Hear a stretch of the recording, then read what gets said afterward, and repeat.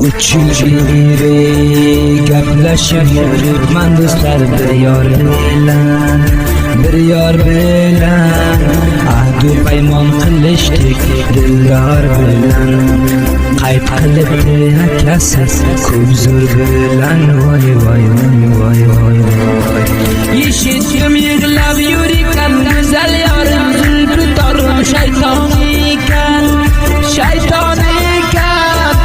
dildorimning chechasi keldi qaharim qochoq zang uradi menga sevgan yorim 3 yil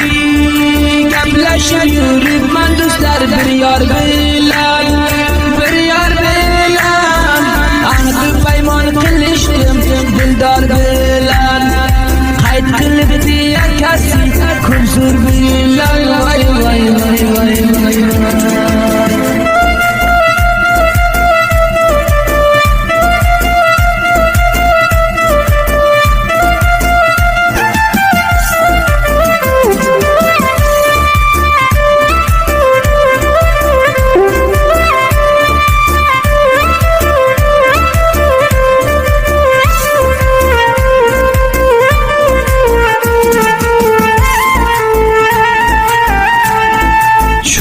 qo'lidan telefonini olgan ekan o'z akasi majbur qilib uyiga qayt qilgan ekan